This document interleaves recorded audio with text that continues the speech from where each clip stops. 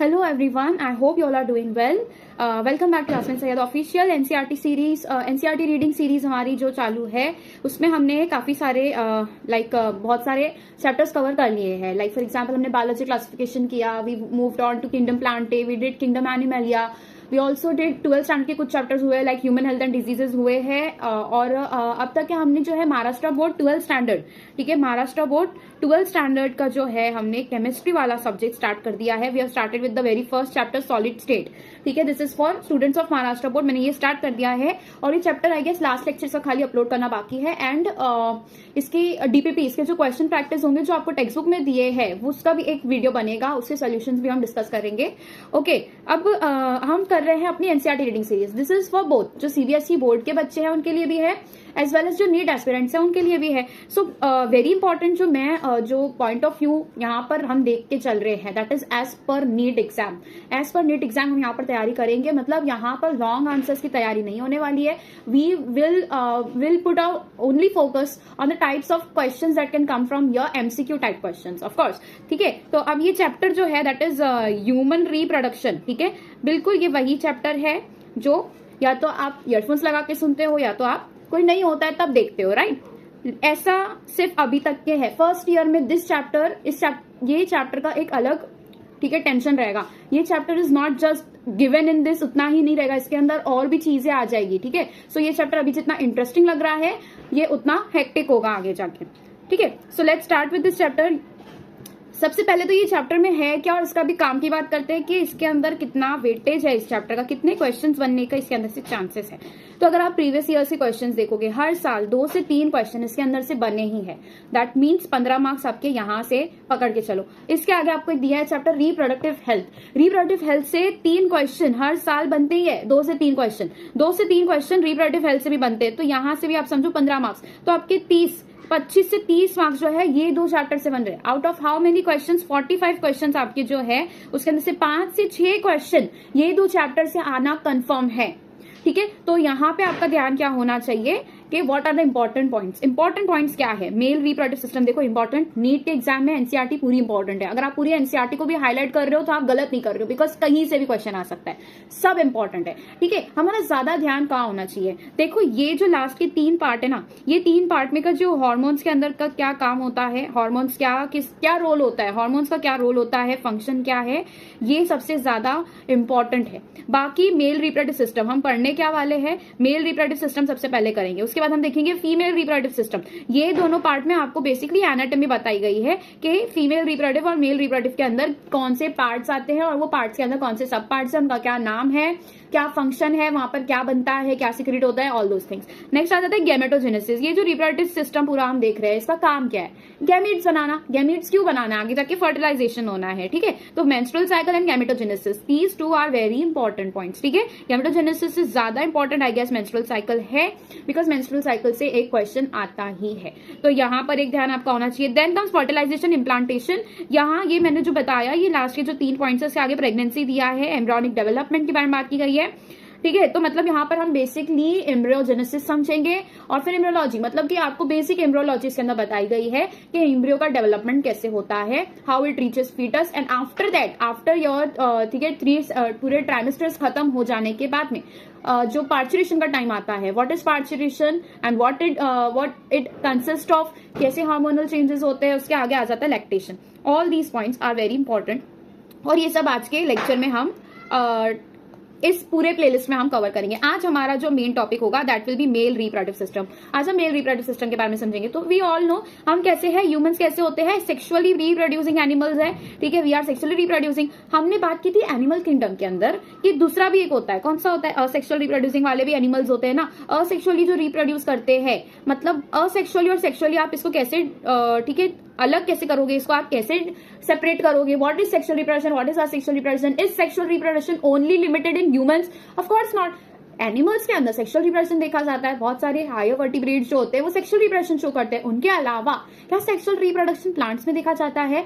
Yes, the answer is yes, sexual reproduction plants में भी देखा जाता है. तो मतलब आप क्या बेसिस पे ये चीज पॉइंट को प्रूव कर रहे हो या फिर इसको स्टेट कर रहे हो। ये स्टेटमेंट कैसे आता है, तो जो सेक्सुअल रिप्रोडक्शन होता है और जो असेक्सुअल रिप्रोडक्शन होता है उसको अगर आपको डिफरेंशिएट करना है, that differentiates on the basis of what, क्या डिफरेंस है इनके दोनों के बीच में। देखो जो सेक्सुअल रिप्रोडक्शन होता है that involves fusion of gametes, ठीक है। तो यहाँ पर गैमीट्स जो बन रहे ना, गैमीट्स जो कैसे होते हैं, हैप्लॉइड होते हैं। जो हैप्लॉइड गैमीट्स होते हैं इनका क्या होता है, फ्यूजन होता है। This is sperm, this is ovum. तो ओवम के साथ में फ्यूजन हो रहा है किसका, ऑफ कोर्स स्पर्म का।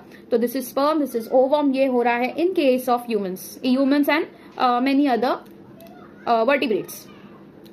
मैंने अभी बताया प्लांट्स के केस में सेक्सुअल रिप्रोडक्शन देखा जाता है, क्यों वहां पर भी स्पर्म्स और ओवम बनते हैं? नहीं, वहां पर दूसरी चीजें होती है। वहां पे जो सेक्सुअल रिप्रोडक्शन होता है उसको, उस प्रोसेस को कहा जाता है पोलिनेशन। वहां पर पोलिनेशन होता है, आगे जाके वहां पर भी फ्यूजन ऑफ गैमेट्स होते हैं। हमने बात की थी sexual reproduction in higher plants. जब आप हायर प्लांट्स पढ़ोगे, इसका भी प्लेलिस्ट बनेगा, बहुत जल्द अपलोड होगा। जब आप हायर प्लांट्स का सेक्सुअल रिप्रोडक्शन पढ़ोगे वहां पे आपको समझ में आएगा कि वहां पर भी फ्यूजन ऑफ गैमेट्स हो रहा था, ठीक है। और वहां पर हमने बात की थी अबाउट ट्रिपल फ्यूजन और ट्रिपल फर्टिलाइजेशन। तो ट्रिपल फ्यूजन नाम की भी वहां पे चीज थी। तो ये दो गैमीट्स जो बने थे, एक मेल पार्ट से आ रहा था जिसको हमने क्या कह दिया था, एंड्रोशियम। एक फीमेल पार्ट से आ रहा था जिसको हमने कह दिया था गाइनोशियम। ऑफ कोर्स जो गाइन, ये जो वर्ड है ना, this is related to females only. तो यहाँ पर असेक्सुअल रिप्रोडक्शन क्या हो गया, फिर असेक्सुअल रिप्रोडक्शन एनिमल्स में देखा जाता है क्या, ऑफ कोर्स देखा जाता है। हमने पॉरीफेरा देखा, हमने सिलेंट्राटा देखा, वी टॉक्ड अबाउट नाइडेरिया, फिर हमने और आगे देखे, ठीक है, प्लैटीहेल्मिन्थ्स देखे। ये सब क्या शो करते हैं, असेक्सुअल रिप्रोडक्शन शो करते हैं। तो ये सब एनिमल्स के अंदर भी देखे जाते हैं, असेक्सुअल रिप्रोडक्शन प्लांट्स के अंदर भी देखे जाते हैं। और किसके अंदर देखे जाते हैं, तो जो बैक्टीरिया वाला किंगडम आ जाएगा, फंजाई आ जाएगा, इसके अंदर भी असेक्सुअल रिप्रोडक्शन देखा जाता है। तो यहाँ पर हमने ये समझ लिया, खाली इतने से पॉइंट को मैंने आपको समझा दिया क्या है, ठीक है। So as you are aware, humans are sexually reproducing, of course they are. दूसरा क्या बताया यहाँ पर, एंड विविपेरस, दूसरी इंपॉर्टेंट चीज है, they are viviparous. What do you mean by viviparous? एक होता है विविपेरस, एक होता है ओविपेरस। जो ओविपेरस होता है, ठीक है, this is different. Oviparous are those creatures that lay eggs, ठीक है। वैसे क्रिएचर्स जो एग्स ले करते हैं और एग्स के अंदर से फिर हैच होके जो है क्या निकल के आता है, दैट इज यंग वंस निकल के आते हैं। लेकिन विविपेरस के केस में ऐसा नहीं है। जो पेरेंट्स होते हैं या जो ठीक है, वी कैन से जो फर्टिलाइजेशन जिनके अंदर हो रहा है या फिर जिनके अंदर रिप्रोडक्शन हो रहा है, they give rise to young ones, they give rise to young ones, they give birth to young ones. तो आप समझ सकते हो कि जो दिस ओविपेरस है उसके अंदर एग्स ले होते हैं, they do not give rise to young ones directly, वो एग्स ले करते हैं और फिर बाद में एग्स का हैचिंग होता है। लेकिन इन केस ऑफ एनिमल्स, ठीक है, ह्यूमंस के केस में विविपेरस होते हैं। विविपेरस मतलब दे गिव राइज, हम क्या कोई एग ले करके उसको बाद में हैच करते नहीं। क्या होता है ह्यूमंस के केस में, of course they give birth to the young ones, right. Then क्या बात की गई है, रिप्रोडक्टिव इवेंट्स के बारे में बताया गया है। क्या बताया, reproductive events in humans include formation of gametes, very important. तो यहाँ पे बात की गई है कि सबसे पहले रिप्रोडक्शन इवेंट्स के अंदर क्या क्या आता है। सबसे पहले आता है फॉर्मेशन ऑफ गैमीट्स। क्या आएगा, फॉर्मेशन ऑफ गैमीट्स। दूसरा क्या बोल रही है NCERT, first point formation of gametes, जिसको हम कह देते हैं गैमेटोजेनेसिस। नेक्स्ट इज जेनेसिस, मतलब फॉर्मेशन, ठीक है, कोई भी चीज का फॉर्मेशन मतलब genesis. Sperms in males and ovum in females, ये हम सबको पता है कि जो मेल्स होते हैं उनके अंदर स्पर्म्स देखे जाते हैं, उनके अंदर का जो the male gamete is called as sperm, the female gamete is called as ovum, ठीक है। तो ओवम का रिप्रोडक्शन, ओवम का जो दैट ओवम का प्रोडक्शन जो है या फिर फॉर्मेशन जो है उसको हम क्या कहते हैं, ओजेनेसिस कहते हैं, ठीक है, ओजेनेसिस कहते हैं। और जो स्पर्म का फॉर्मेशन होता है, we call it as, sperm का फॉर्मेशन होता है उसको हम स्पर्मेटोजेनेसिस कहते हैं, स्पर्मेटोजेनेसिस। समझ में आ गया यहाँ तक के। Transfer of sperms into the female genital tract, जिसको हम इंसेमिनेशन कहते हैं। What is insemination? अब इंसेमिनेशन सिर्फ नेचुरल वे में हो सकता है क्या? नहीं, आप आगे पढ़ोगे रिप्रोडक्टिव हेल्थ में अदर जो मेथड्स लिए जाते हैं फॉर अवॉइडिंग फर्टिलिटी, उसके अंदर आर्टिफिशियल इंसेमिनेशन के बारे में आप सुनोगे। AI, ये AI जो अभी हम सुन रहे हैं, आर्टिफिशियल इंटेलिजेंस। इसके अलावा AI क्या होता है, याद रखना है as a biology student, what is AI, that is artificial insemination. What is artificial insemination, आगे हम चैप्टर में पढ़ेंगे। वहां पर मेल इन्वॉल्व नहीं होता है फॉर इंसेमिनेशन, ऑफ कोर्स उसका स्पर्म होता है, लेकिन आर्टिफिशियली इसको जो है बॉडी के अंदर ठीक है, सर्विक्स एरिया में या फिर फैलोपियन ट्यूब तक के वो स्पर्म्स को हम इंसेमिनेट करते हैं, ठीक है। Next comes fusion of male and female gametes, that is called as fertilization. तो सबसे पहले हमने फॉर्मेशन कर दिया, दोनों जो हमारे इंग्रेडिएंट्स उसको रेडी कर दिया। What are the ingredients? Ovum in case of female and sperm in case of male, इसको हमने रेडी कर दिया। इसके आगे आ जाते हैं transfer of sperms into female body और female genital tract, that is insemination. तो दूसरा पॉइंट क्या आ जाता है? Insemination. Insemination is the second point. Next comes, ठीक है, fusion of male and female gamete, that is called as fertilization. What is fertilization? Of course fusion of male and female gamete leading to formation of zygote. अब क्या आ जाएगा? Formation हो जाएगा zygote का। देखो अब ये जो फॉर्मेशन ऑफ जाइगोट होता है, this is not delayed by long hours. वो तभी के तभी जैसी फर्टिलाइजेशन हुआ, फर्टिलाइजेशन प्रोसेस कंप्लीट हुआ, वो it get converted into zygote, वो जाइगोट बन चुका होता है, ठीक है। और जाइगोट बनने के बाद ये जो सिंगल सेल जाइगोट होता है, ये फौरन से डिवाइड भी हो जाता है और ये 2 सेल स्ट्रक्चर बन जाता है। उसको हम बाद में देखेंगे डिटेल में। तो यहाँ पे आपको एक ओवरव्यू बताया है कि रिप्रोडक्टिव इवेंट्स किस तरीके से होते हैं। सबसे पहले हमने ये देखा कि यहाँ पे स्पर्मेटोजेनेसिस हो रहा है और oogenesis हो रहा है, फिर आता है उसका insemination, then comes fertilization and then formation of zygote. This is followed by formation and development of blastocyst. इसके आगे बहुत इंपॉर्टेंट एक चीज दी गई है कि इसके आगे क्या देखा जाएगा? Followed by formation and development. Formation होगा उसका एंड डेवलपमेंट होगा किसका? ब्लास्टोसिस्ट का, and its attachment to uterine wall. ये वर्ड्स जो है, ब्लास्टोसिस्ट क्या है, यूटेराइन वॉल क्या है, या आगे जैसे जैसे आएगा हम हर एक वर्ड को डेप्थ में समझेंगे। ब्लास्टोसिस्ट इज नथिंग बट जो आपका जो जाइगोट बना है, ये आगे जाके डिवाइड होता है, बहुत सारा डिवाइड होता है, बहुत सारा डिवाइड होता है। उसके बाद में ये एक इस तरीके का स्ट्रक्चर बनाता है जिसका आउटर लेयर होता है और बीच में एम्ब्रियोनिक मटेरियल प्रेजेंट होता है, तो उसको हम ब्लास्टोसिस्ट कहते हैं। ऐसे बहुत सारे सेल स्टेजेस भी देखे जाते हैं, 2 cell stage, 4 cell, 8 cell stage. तो 8 सेल स्टेज को हम मॉर्यूला कहते हैं, 16 सेल स्टेज भी आता है, ठीक है। So this is followed by formation and development of blastocyst and its attachment to uterine wall. तो ये यूटेराइन वॉल से कब अटैच होता है? ब्लास्टोसिस्ट बन जाने के बाद में वो किससे अटैच हो जाता है? यूटेराइन वॉल से। यूटेराइन वॉल का मतलब क्या है? ये जो यूटेरस है, ठीक है, this is uterus in case of females. तो ये जो यूटेराइन लाइनिंग होती है जिसको हम क्या कहते हैं? एंडोमेट्रियम। क्या कहते हैं उसको? एंडोमेट्रियम, ठीक है। सो यूटेराइन वॉल मतलब किसके बारे में बात की गई है यहाँ पर? We are talking about endometrium,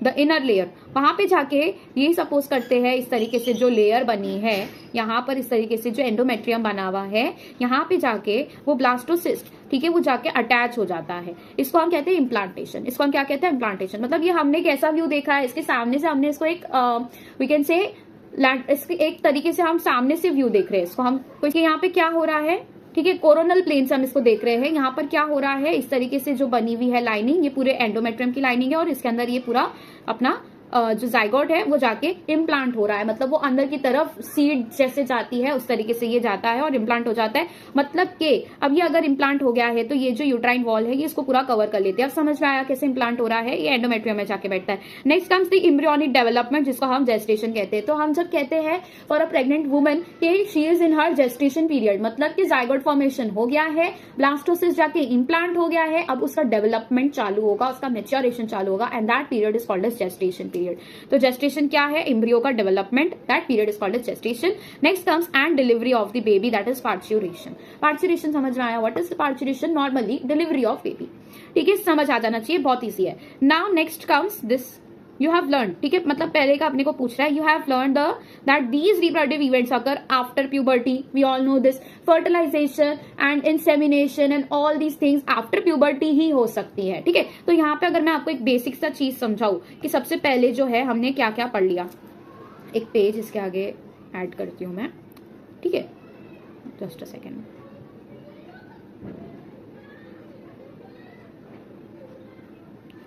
ठीक है, तो यहाँ पे हमने अब तक के क्या क्या पढ़ लिया। जो रिप्रोडक्टिव इवेंट्स होते हैं, दैट इंक्लूड्स सबसे पहले formation of gametes, that is what? That is your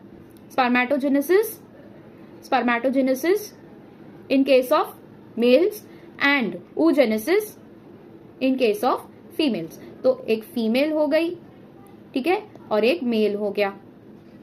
mail को हम इस तरीके से डिनोट करते हैं, फीमेल को हम इस तरीके से डिनोट करते हैं। ये जो है ये दोनों प्रोसेस इसके अंदर देखे जाते हैं। नेक्स्ट कम्स, ठीक है, फॉर्मेशन ऑफ गैमीट्स हो गया। अभी इनका जो है क्या होगा? इंसेमिनेशन होगा। इंसेमिनेशन का मतलब क्या होता है? ट्रांसफर और transport of the gametes into the female genital tract. ये आपको याद रखना है, ठीक है। मेल जेनाइटल ट्रैक्ट नहीं लिख के आता ना, फीमेल जेनाइटल ट्रैक्ट में इनका क्या होता है, इंसेमिनेशन होता है। आफ्टर दैट इंसेमिनेशन हो जाने के बाद में फर्टिलाइजेशन होता है। फर्टिलाइजेशन हो जाने के बाद में वो ब्लास्टोसिस्ट स्टेज पे पहुंचता है और इसको हम कहते हैं ब्लास्टोसिस्ट स्टेज पे पहुंचने के बाद में इम्प्लांटेशन उसका देखा जाता है। लास्टली क्या होगा तो उसका डेवलपमेंट होगा और जो इसको हम कह सकते हैं gestation period, this is nothing but the embryology जो हम पूरी पढ़ेंगे, ठीक है। जेस्टेशन क्या होता है, दैट इज दी मेच्योरेशन और डेवलपमेंट, ठीक है, और नर्चरिंग और we can say nourishment, whatever we can say, ये सब इंक्लूडेड होता है in development of what, embryo का डेवलपमेंट, इसको हम कहते हैं gestation. Next comes what, parturition is delivery of the baby, nothing else. फिर आता है lactation is not part of reproduction, it is post reproductive, मतलब पोस्ट डिलीवरी जो चेंजेस आते हैं बॉडी में, that is called as lactation. अब ये जो प्यूबर्टी पे अराइज होता है, ये सारे इवेंट्स प्यूबर्टी पे ही हो सकते हैं। अगर मेरे को ये चीज बतानी थी कि ये जो स्पर्मेटोजेनेसिस होता है, ये स्पर्मेटोजेनेसिस कब वी कैन से इंड्यूस होता है, स्पर्मेटोजेनेसिस कब इंड्यूस होता है, so it is induced at puberty. ये आपको याद रखना है कि स्पर्मेटोजेनेसिस कब स्टार्ट होता है, एट प्यूबर्टी, लेकिन oogenesis कब स्टार्ट होता है, इन इंट्रायूटराइन लाइफ। वेरी इंपॉर्टेंट, ठीक है, बहुत इंपॉर्टेंट है इंट्रायूटराइन लाइफ में। मतलब इंट्रायूटराइन मतलब क्या, इंट्रा मतलब इनसाइड, इंट्रा मतलब क्या, इनसाइड, इंट्रा यूटराइन के अंदर, यूटरस के अंदर, किसके यूटरस के अंदर, जो फीमेल बेबी है ना, जिसके हम रिप्रोडक्टिव इवेंट्स के बारे में बात कर रहे हैं, जो आगे जाके मदर बनने वाली है, जब वो अपने एम्ब्रियो के स्टेज में थी, जब वो खुद मदर के वोम में थी, जब वो खुद यूटरस में थी, तभी उसका जो है एग बनने का प्रोसेस स्टार्ट हो गया था। दिस इज ट्रू और ये चीज आपको समझनी है। This is not at all difficult to understand, this is a fact. ये कब स्टार्ट होता है, किसी भी जो भी फीमेल है, जो भी लड़कियां हैं, उनका जो oogenesis होता है, it starts in intrauterine life, मतलब एम्ब्रियोनिक पीरियड में, जब वो खुद के एम्ब्रियोनिक पीरियड में होती है, जब उसे खुद का कॉन्शियसनेस नहीं होता, तब उसका जो है एग बनने का प्रोसेस, कार्यक्रम स्टार्ट हो जाता है। सो कब होता है ये, when she is in her embryonic stage, ठीक है, समझ में आया। मदर के वोम में अगर कोई फीमेल है तो मतलब उसका जो है oogenesis स्टार्ट हो चुका है। ये आपको अभी समझना है कि ये जो oogenesis स्टार्ट हुआ है, ये एक जगह पे जाके अरेस्ट हो जाता है। अरेस्ट हो जाता है मतलब इट इज स्टॉप्ड, ठीक है, it is stopped at prophase 1। Prophase 1 ये मियोटिक डिवीजन 1 का जो है पहला पार्ट है, ये प्रोफेज 1 पे जाके क्या हो जाता है, अरेस्ट हो जाता है। Arrested, stopped at okay prophase 1। अब उसके बाद में जब ये स्टॉप हो जाता है प्रोफेज 1 पे सारे, जब हम आगे समझेंगे ना oogenesis, सब आपको समझ में आएगा ये क्या मतलब निकलता आता है, इसका क्या प्रोफेज 1 है, क्या हो रहा है, कैसे हो रहा है। अभी के लिए आपको खाली इतना समझो कि यहाँ पर जो है प्रोसेस बन रहा था, स्टार्ट हो गया था, oogenesis बनना स्टार्ट हो गया था, मगर वो एक प्रोसेस हुआ, कुछ हुआ, उसके बाद में एक जगह पे जाके रुक जाता है और आगे के पूरे प्रोसेस बाकी है। ये आपको समझना है, ठीक है। तो यहाँ के जो प्रोसेस बाकी है ये कब होंगे, ये होंगे when she hits her puberty, she reaches her puberty, ठीक है। तो दोनों जगह पे प्यूबर्टी पे जो है फॉर श्योर काम होगा ही होगा, लेकिन जो स्पर्मेटोजेनेसिस होता है वो प्यूबर्टी पे स्टार्ट होता है, तभी हो नहीं रहा है वो कंटिन्यू, वो प्यूबर्टी पे स्टार्ट हो रहा है। लेकिन oogenesis जो है वो एम्ब्रियोनिक लाइफ में ही स्टार्ट हो गया था, वो प्यूबर्टी पे कंटिन्यू हो रहा है, it doesn't start at puberty. अगर ये क्वेश्चन आएगा तो आप क्या कर दोगे, यहाँ पे गलती नहीं करना, समझ में आना चाहिए वर्ड्स का किस तरीके से खेल किया जाता है। oogenesis does not starts at puberty, it resumes at puberty, मतलब आप कह सकते हो at puberty it resumes। अगर ये लिख के आएगा, ठीक है, क्वेश्चन में, तो आपको फॉर श्योर यस टिक करना है, ये दिस इज ट्रू। लेकिन अगर मैं फीमेल के केस में ये बोल दूं कि प्यूबर्टी पे वो स्टार्ट होता है oogenesis, of course that is wrong. तो यहाँ पे आपको समझ में आ जाना चाहिए, इधर तक के ये पॉइंट क्लियर है। नेक्स्ट मैं क्या बता रही थी आपको कि आफ्टर प्यूबर्टी ये सारे इवेंट्स देखे जाते हैं। ओके, अब किसी को ये तो डाउट नहीं आ रहा ना कि ये सारी रिप्रोडक्टिव इवेंट्स आफ्टर प्यूबर्टी क्यों लिखा है, मतलब कि इसके अंदर से जो पूरा जो जेनेसिस है, दैट इज स्पर्मेटोजेनेसिस और oogenesis, वो कंप्लीट कब हुआ है, आफ्टर प्यूबर्टी हुआ है। स्टार्ट कब हुआ, तो that is different story, 2 different stories, female के अंदर इंट्रायूट्राइन लाइफ, मेल के अंदर ऑफ कोर्स एट प्यूबर्टी। लेकिन आफ्टर दैट और भी तो है ना, इंसेमिनेशन हो गया, फर्टिलाइजेशन हो गया, जेस्टेशन हो गया, इम्प्लांटेशन हो गया, all these structures, all these processes, ये सब आप कब होंगे? ये प्यूबर्टी के पहले तो नहीं हो सकते, सो ये सब प्यूबर्टी के बाद में होंगे। इस तरीके से एनसीईआरटी ने बताया है। Next comes there are remarkable differences between the reproductive events in male and female. For example, sperm formation continues even in old man, but formation of ovum ceases in women around age of 50 years. इसी को हम कहते हैं menopause. तो यहाँ पे जो लिखा है ना, around the age of 50 years क्या हो जाता है? मेनोपॉज होता है। What is menopause? Menstrual cycle ceases. Ceases मतलब स्टॉप हो जाना, स्टॉप हो जाता है, ये साइकिल कंप्लीटली डेड हो जाता है। अब जो स्पर्म फॉर्मेशन होता है, it continues even in old man. तो मतलब कि ये जो स्पर्म फॉर्मेशन है, दिस इज समवेयर मोस्टली, ठीक है। अब सबको पता है किससे रिलेटेड है? ये टेस्टोस्टेरोन से रिलेटेड है। टेस्टोस्टेरोन जो होता है, ये हार्मोन मेल्स में ज्यादा देखा जाता है।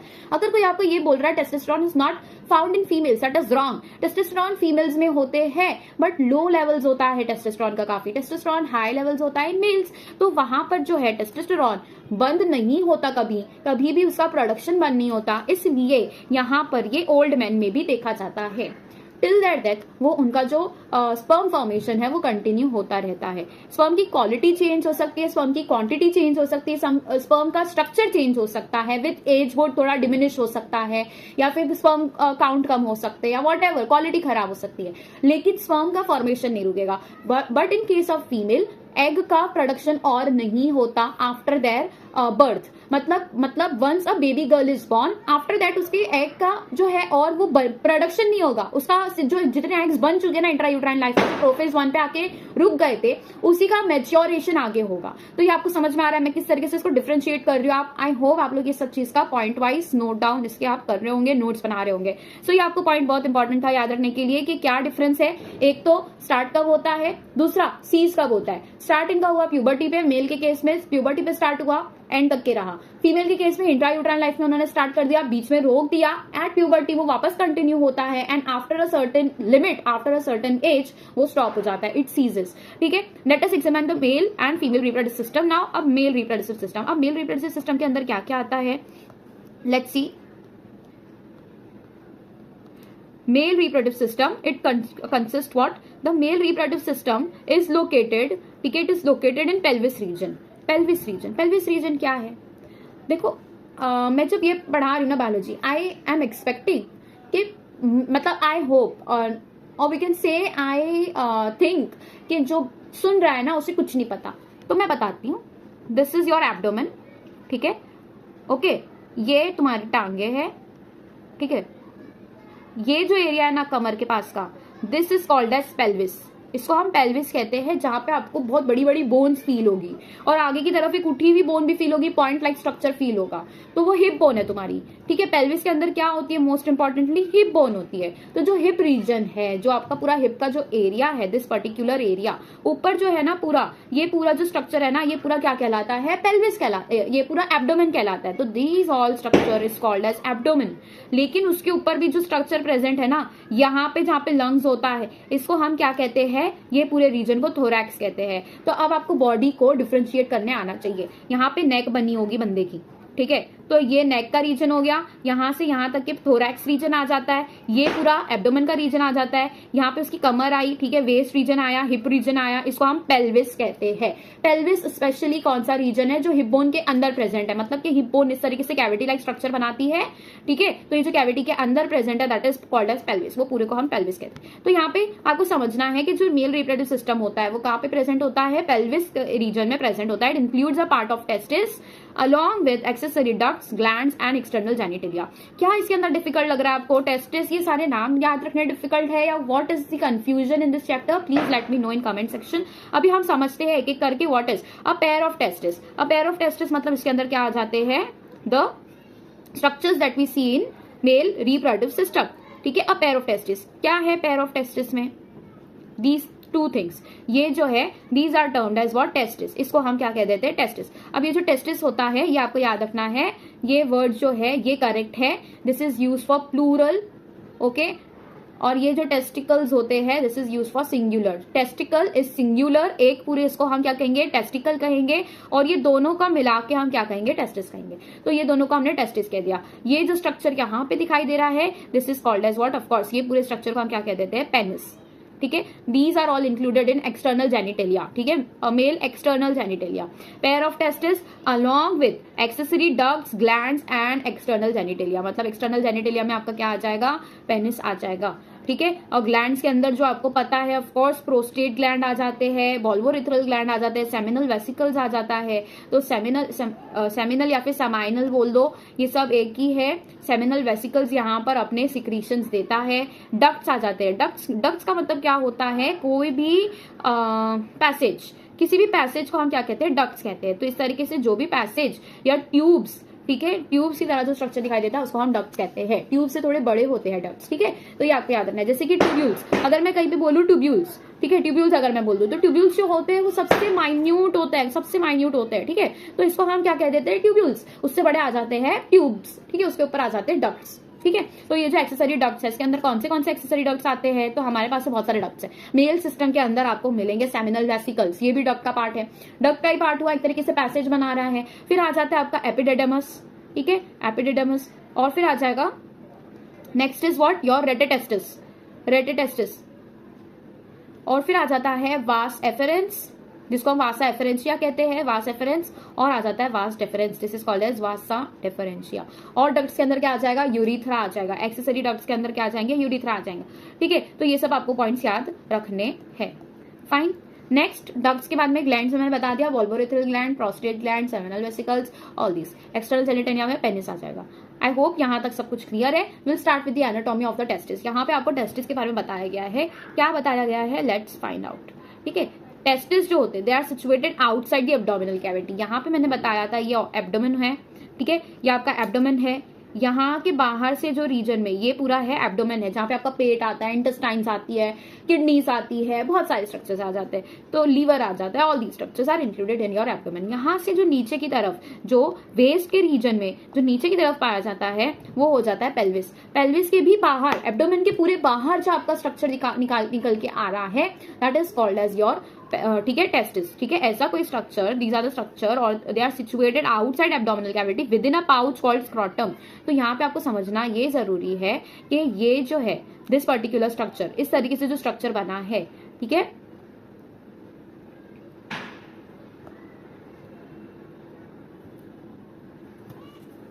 ये जो इसके अंदर स्ट्रक्चर बना है, ऑलराइट, ये जो इसके अंदर स्ट्रक्चर बना है दिस इज योर टेस्टिस। और इसके बाहर जो ये बैग लाइक स्ट्रक्चर दिखाई दे रहा है, this bag like structure, okay, this bag like structure is called as what, scrotum. समझ में आया? इसको हम क्या कहते हैं, स्क्रॉटम कहते हैं। स्क्रॉटम क्या है, वो ऐसा बैग की तरह स्ट्रक्चर है जिसके अंदर जाके टेस्टिस रुकता है। तो अगर आप देखो जो टेस्टिस होता है ये डिसेंड होता है कहाँ से, एब्डोमिनल कैविटी के अंदर से डिसेंड होता है। तो मतलब ये तुम्हारी एब्डोमिनल कैविटी थी, राइट, ये क्या थी, abdominal cavity. Just a second, if you see here, इस तरीके से बंदा है कोई, ठीक है, और यहाँ पे इसका जो है पैर बन गया है, ठीक है। तो यहाँ का जो एरिया है ना, यहाँ से निकल के वो यहाँ तक पहुंच रहा है, ठीक है। जो टेस्टिस होता है यहाँ से निकल के वो कहाँ तक पहुंच रहा है, इनटू दी स्क्रॉटम पहुंच रहा है। स्क्रॉटम कहाँ निकले हुए हैं, ऑफ कोर्स स्क्रॉटम जो होते हैं these are placed outside abdominal cavity, so within a pouch called scrotum. Pouch क्या है, जो स्क्रॉटम है वो क्या है, वो बैग है, वो पाउच है, वो कवरिंग है, ठीक है, वो कवर कर रहा है, किसको कवर कर रहा है, टेस्टिस को। तो scrotum helps in maintaining the low temperature of the testis. ये स्क्रॉटम का फंक्शन क्या है यहाँ पे बताया है, विच इज अटमोस्ट इंपॉर्टेंट, ठीक है। याद करो या फिर मार्क करो या फिर कैसे भी इसको बस याद रखो। क्या बोला है यहाँ पर कि जो स्क्रॉटम होता है, ठीक है, जो स्क्रॉटम होता है it helps in what, it helps in maintaining the low temperature of the testis 2 to 2.5 degree Celsius lower than normal internal body temperature. Normal internal body temperature 34 to 37 degree Celsius होता है, ठीक है। इसके अगर नीचे हमको रखना है, इसको नीचे, इसके नीचे टेम्परेचर होना जरूरी क्यों है, बिकॉज टेम्परेचर का सही होना जरूरी है for the enzymes to work. अगर हम टेम्परेचर को थोड़ा भी ऊंचा नीचा करते हैं तो एंजाइम्स जो है काम नहीं कर पाते सही से, ठीक है। तो एंजाइम्स को मेंटेन करने के के लिए, रिप्रोडक्शन और फर्टिलाइजेशन और स्पर्म फॉर्मेशन या फिर इजैक्यूलेशन सही से होने के लिए ये जो टेस्टिस होते हैं ये अपने एब्डोमिनल कैविटी से बाहर निकल के आ जाते हैं। क्यों? क्योंकि एब्डोमिनल कैविटी के अगर अंदर होंगे तो बॉडी के अंदर का जो टेम्परेचर है वही टेम्परेचर टेस्टिस का हो जाएगा। हमें वो नहीं चाहिए, थोड़ा सा टेम्परेचर कम चाहिए, थोड़ा काम एनवायरमेंट चाहिए। तो यहाँ पर 30 डिग्री सेल्सियस, ठीक है, 32 डिग्री सेल्सियस तक रखने के लिए 2 to 2.5 degree Celsius lower than normal body internal body temperature ये रखने के लिए जो टेस्टिस है वो डिसेंड हो जाता है। क्या हो जाता है? डिसेंड हो जाता है। डिसेंड हो जाना मतलब नीचे आ जाना। तो ये नीचे आ जाता है। कहाँ से नीचे आ जाता है? From the abdominal cavity. From what? From the abdominal cavity. Abdominal cavity कहाँ पर है? तो दैट इज योर रीजन, मैंने बता दिया। फाइन। नेक्स्ट क्या बोला है कि internal body temperature necessary for spermatogenesis. Spermatogenesis के लिए ऑफकोर्स जरूरी है, मैंने बता दिया अभी। In adults each testis is oval in shape with the length of about 4 to 5 centimetre and a width of about 2 to 3 centimetre. ये याद रखना है, ये बहुत इंपॉर्टेंट है। कैसा साइज होता है, कैसा शेप होता है, यहाँ पे एनाटॉमी दी है, ठीक है, टेस्टिस की। ओवल होता है, ओवल होता है। लेंथ कितनी है? 4 to 5 सेंटीमीटर। मतलब कि जो परपेंडिकुलर लेंथ होगी यहाँ पर, ये जो परपेंडिकुलर लेंथ होगी ये कितनी होगी? 4 to 5 सेंटीमीटर होगी। जो वेथ होगी वो कितनी होगी? 2 to 3 सेंटीमीटर होगी। समझ में आ रहा है आप लोग को? जो वेथ होगी वो कितनी होगी? 2 to 3 centimetre. The testis is covered bye dense covering. इसके आसपास जो है डेंस कवरिंग दिखाई देती है। किसके आसपास? We are talking about the testis, जो इसके अंदर प्रेजेंट है। ये स्क्रॉटम है, बैग लाइक स्ट्रक्चर। इसको कट करके आपको दिखाया है। ये इस तरीके से नहीं प्रेजेंट होता कि कोई बैग लाइक स्ट्रक्चर और उसके ऊपर जो है टेस्टिस जाके बैठा है, ये यहाँ से निकल जाएगा, ऐसे नहीं होता है। ये पूरा कवर्ड रहता है इस पर्टिकुलर चीज से, ठीक है। यहाँ पे आपको कट करके, रिमूव करके, रिट्रैक्ट करके बताया है लाइक इसके डायग्राम के अंदर। So the testis is covered bye dense covering. Alright, तो क्या बोला है? The testis is covered bye dense covering, ठीक है। इसके आसपास क्या होती है? कवरिंग होती है। और ये डेंस कवरिंग जो है ये किसकी देखी गई है? ये डेंस कवरिंग को हम क्या नाम देते हैं? स्क्रॉटम कहते हैं। समझ में आया यहाँ तक? Each testis has about 250 compartments. यहाँ से क्वेश्चन बन सकता है कितने कंपार्टमेंट्स देखे जाते हैं? अराउंड 250 कंपार्टमेंट्स देखे जाते हैं, ठीक है। तो अराउंड 250 कंपार्टमेंट देखे जाते हैं। और इन कंपार्टमेंट को हम क्या नाम देते हैं? टेस्टिक्युलर लॉब्यूल्स। ये बहुत इंपॉर्टेंट है, this should be noted here. और अपनी बुक में भी इसको नोट डाउन करो। टेस्टिक्युलर लॉब्यूल्स मिलते हैं। कितने होते हैं वो टेस्टिक्युलर लॉब्यूल्स? 250 होते हैं। तो देखो जरा यहाँ बनाते हैं इस तरीके से जो है ये टेस्टिक्युलर लॉब्यूल्स के फॉर्म में बहुत सारे लॉब्यूल्स प्रेजेंट होते हैं। इन्हीं को हम क्या नाम देते हैं? टेस्टिक्युलर लॉब्यूल्स। इनके अंदर क्या प्रेजेंट होते हैं? लॉब्यूल्स मतलब क्या? कोई भी ऐसा स्ट्रक्चर, इसको हम लॉब्यूल कहते हैं। कुछ भी ऐसा, ठीक है, लोब लाइक स्ट्रक्चर। किसका स्ट्रक्चर होता है? लोब लाइक स्ट्रक्चर होता है। इसको हम क्या कहते हैं? लॉब्यूल कहते हैं। फाइन। तो इसको हमने क्या नाम दे दिया है? इसको अभी हम कहते हैं टेस्टिक्युलर लॉब्यूल्स। टेस्टिक्युलर लॉब्यूल्स। फाइन। तो ये टेस्टिक्युलर लॉब्यूल्स कितने प्रेजेंट होते हैं? 250 प्रेजेंट होते हैं इन टेस्टिस। अब ये टेस्टिक्युलर लॉब्यूल्स के अंदर क्या होता है? यहाँ पर देखो 3.1b के अंदर देखने बोल रहा है। एज आई सेड, ये जो स्ट्रक्चर होते हैं दीज आर कॉल्ड एज लॉब्यूल्स। इनके अंदर कुछ स्ट्रक्चर्स दिखाई दे रहे हैं बारीक बारीक से। All these structures are nothing but seminiferous tubules. तो ये जो बारीक बारीक स्ट्रक्चर दिखाई दे रहे हैं इनको हम कह देते हैं सेमिनिफेरस ट्यूब्यूल्स। सेमिनिफेरस ट्यूब्यूल्स, तो मैंने अभी आप लोग को बताया था, एक होते हैं डक्ट्स, ठीक है। उससे छोटा जो होता है उसको हम ट्यूब लाइक स्ट्रक्चर कह सकते हैं। उससे बाद में आ जाता है अपने ट्यूब्यूल्स। जैसे कि हमने बात की है, अगर आपको पता होगा व्हाट इज आयोटा। आयोटा क्या होता है? आयोटा ये नाम आपने कहाँ सुना होगा? While we were understanding heart. जब हमने हार्ट के बारे में डिस्कस किया था, जब आपने हार्ट पढ़ा होगा तब आपने आयोटा के बारे में ये चीज सुनी होगी। आयोटा क्या है? जो हार्ट से अराइज होती है, सबसे बड़ी जो ब्रांच होती है, सबसे बड़ी वो वेसल होती है aorta, that contains the oxygenated blood.